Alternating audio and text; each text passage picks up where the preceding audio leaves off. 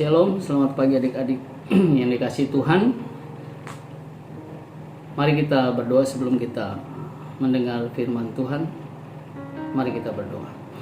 Bapa yang bertata di dalam kerajaan surga, semua kami bersyukur ya Tuhan atas anugerah Tuhan yang kembali menganugerahkan kami sehingga kami dapat beribadah kepada Tuhan di hari Minggu ini, memuji dan menyembah Tuhan.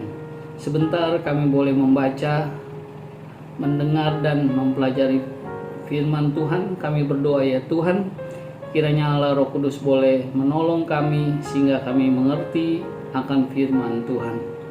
Hanya di dalam nama Tuhan kami Yesus Kristus kami sudah berdoa. Amin. Baik adik-adik, mari kita membaca firman Tuhan yang terambil dari Yohanes pasal yang ketiga, ayat pertama hingga yang ke-21. Yohanes pasal yang ketiga, ayat yang pertama hingga yang ke-21. Saya akan membacakan ayat-ayat yang penting saja untuk kita semua adik-adik dapat memperhatikan dan melihatnya di Alkitab atau di handphone adik-adik masing-masing. Percakapan dengan Nikodemus. Ayat yang pertama, adalah seorang Farisi yang bernama Nikodemus, seorang pemimpin agama Yahudi. Ia datang pada waktu malam kepada Yesus dan berkata, "Rabi, kami tahu bahwa engkau datang sebagai guru yang diutus Allah, sebab tidak ada seorang pun yang dapat mengadakan tanda-tanda yang engkau adakan itu jika Allah tidak menyertainya." Yesus menjawab katanya, "Aku berkata kepadamu, sesungguhnya jika seorang tidak dilahirkan kembali, ia tidak dapat melihat kerajaan Allah."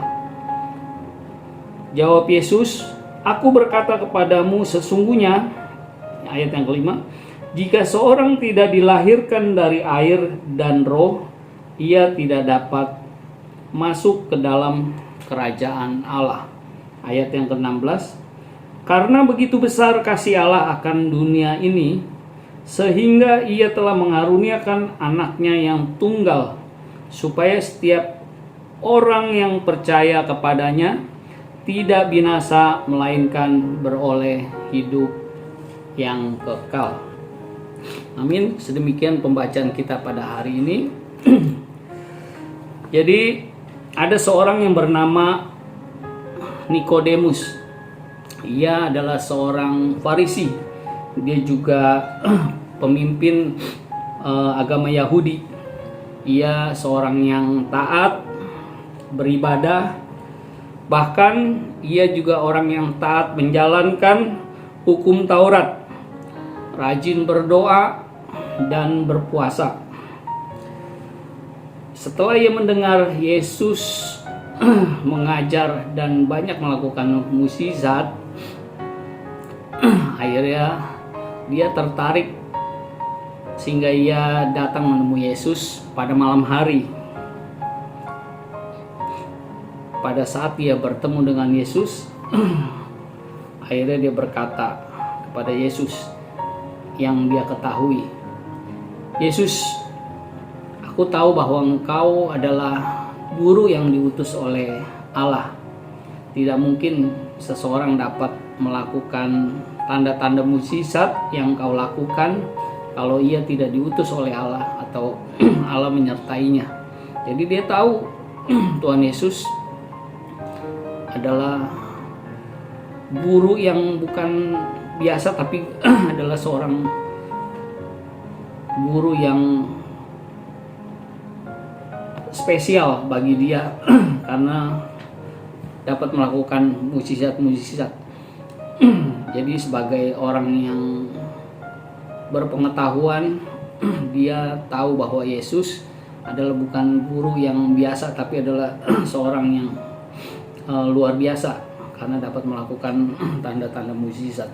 Nah, akhirnya tetapi dia tahu, tetapi dia belum percaya kepada Tuhan. Akhirnya Yesus berkata kepada dia,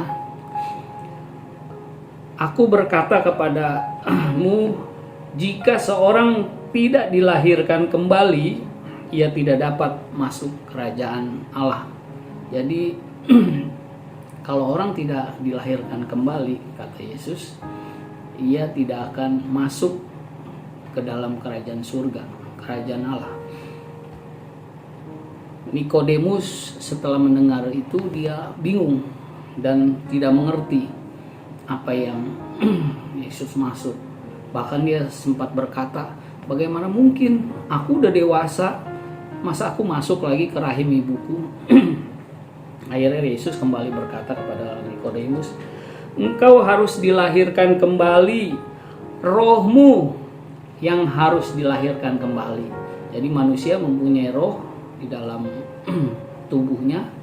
Nah, roh itu sejak manusia jatuh ke dalam dosa, roh itu mati karena dosa. Dan roh itu harus diperbaharui oleh Roh Kudus. Jadi roh manusia yang berdosa sudah mati, roh itu harus dilahirkan baru oleh Roh Tuhan. Nah, walaupun Nikodemus dia adalah orang yang rajin beribadah dan berdoa, tetapi dia tidak percaya kepada Tuhan, belum percaya kepada Tuhan. Walaupun ia tahu tentang Yesus, tetapi ia tidak percaya kepada Yesus. Ia merasa akan selamat karena ia sudah rajin beribadah dan berdoa dan menjalankan hukum Taurat. Ternyata ia salah, kata Yesus, dan ia keliru. Jadi anak-anak tidak dapat masuk surga atau kerajaan Allah walaupun anak itu baik, anak itu rajin, anak itu tidak pernah nakal. Ia harus percaya kepada Tuhan,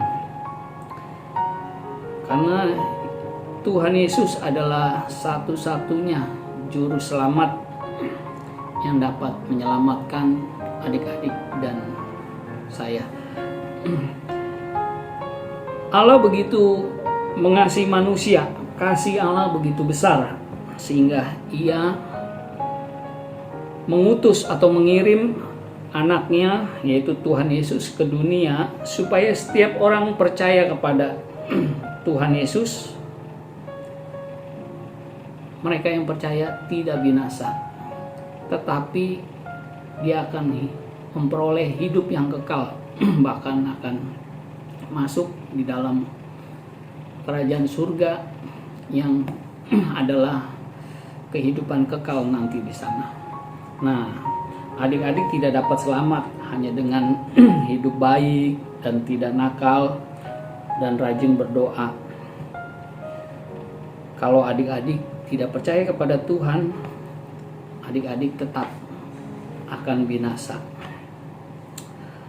Allah begitu sayang kepada adik-adik, kepada kita, sehingga Tuhan Yesus rela datang dari surga ke dunia ini, bahkan mati di kayu salib demi kita dan adik-adik diselamatkan. Bahkan kita akan mempunyai kehidupan yang kekal di surga. Maka dari itu, percayalah kepada Tuhan Yesus yang menyayangi adik-adik dan kokoh. Amin. Mari kita berdoa. Terima kasih ya Bapa di surga. Kami bersyukur ya Tuhan, kalau kami mempunyai Allah seperti Engkau, Allah yang begitu mengasihi kami, menyayangi kami, sehingga Engkau mengutus anak-Mu Tuhan Yesus ke dunia ini untuk menyelamatkan kami yang berdosa. Sungguh ya Tuhan, kami bersyukur mempunyai Allah seperti Engkau. Kami mau ya Tuhan menceritakan kabar baik ini kepada teman-teman kami, sehingga mereka juga boleh percaya dan diselamatkan oleh Tuhan. Terima kasih ya Bapa di surga untuk firman yang Tuhan anugerahkan pada hari ini. Hanya di dalam nama Tuhan kami Yesus Kristus kami sudah berdoa dan bersyukur. Amin.